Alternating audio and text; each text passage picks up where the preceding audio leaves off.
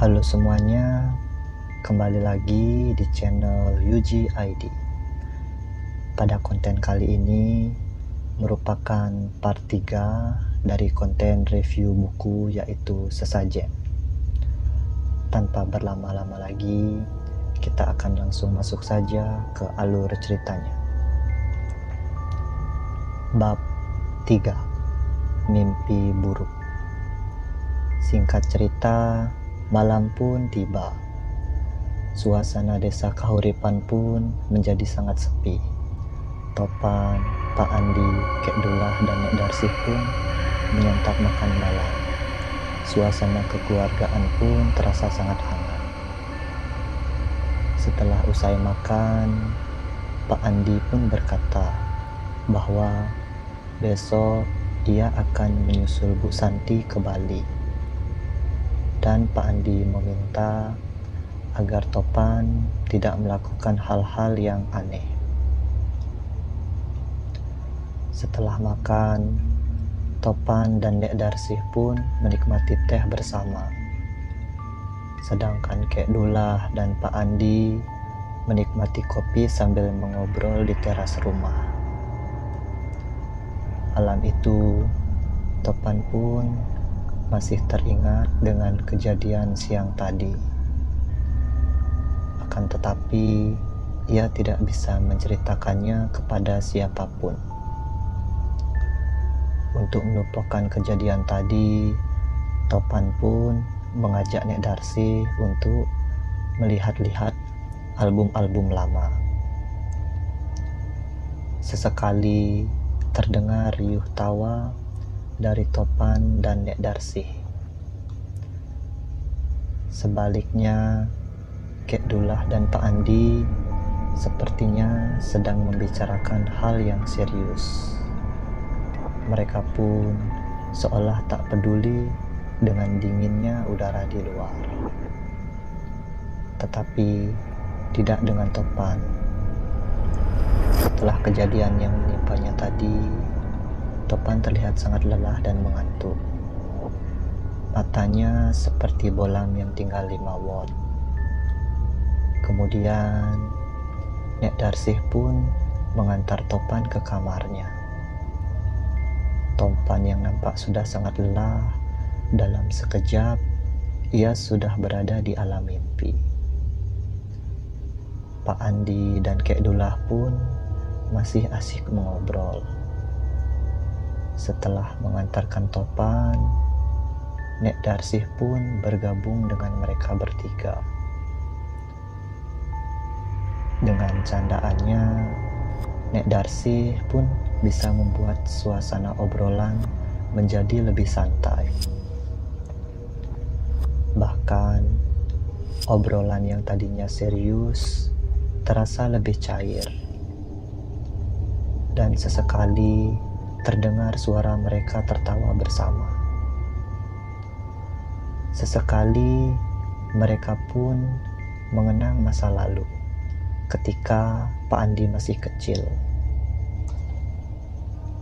Mengingat hal tersebut, Kek Dullah pun bangga dengan pencapaian yang Pak Andi raih saat ini. Bahkan dengan kepintarannya, Pak Andi bisa mendapatkan beasiswa untuk kuliah di luar negeri. Dan bahkan sekarang Pak Andi menjabat sebagai General Manager di sebuah perusahaan besar. Mendengar pujian dari orang tuanya, Pak Andi pun merasa sangat tersanjung. Malam semakin larut. Kabut-kabut tipis mulai menutupi jalan. Waktu pun sudah menunjukkan hampir pukul 11 malam. Pak Andi seakan tidak mau mengakhiri kebersamaan dengan Kek Dullah dan Nek Darsih. Begitupun dengan keduanya. Mereka seakan menikmati malam yang dingin dan berkabut. Mereka bahkan tidak menyadari kalau ada suara minta tolong datang dari kamar Topan. Rupanya Topan sedang bermimpi buruk. Wajahnya terlihat pucat dan kepalanya menggeleng ke kanan dan ke kiri. Setelah beberapa saat, akhirnya Topan pun bisa keluar dari alam mimpinya. Topan pun berkeringat dingin. Meskipun udara terasa dingin dan tatapannya pun kosong, Topan pun melihat orang-orang yang berada di kamarnya. Kemudian Kek Dullah pun berusaha menenangkan Topan. Kemudian Kek Dullah pun segera membacakan doa. Setelah itu, ubun-ubun Topan pun ditiup. Menurut Topan, ini adalah mimpi terseram seumur hidupnya. Entah kenapa, setelah kejadian tadi siang, banyak hal-hal aneh yang menimpa dirinya.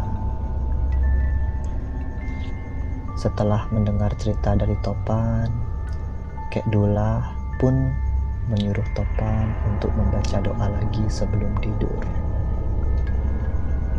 Kemudian, setelah beberapa saat, semuanya pun keluar dari kamar Topan. Kini, Topan tinggal sendirian, dan ia pun merasa takut. Karena haus, Topan pun pergi ke dapur untuk mengambil air minum. Karena merasa sangat haus, Topan pun meneguk 2 gelas air putih. Setelah puas minum, Topan pun termenung sesaat, mengingat hal-hal sebelumnya.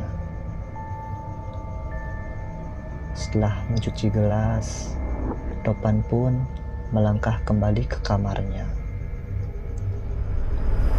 Topan masih saja memikirkan kejadian aneh yang terjadi setelah ia mencuri sesajen itu. Sambil berjalan, ia pun terus memikirkan hal tersebut.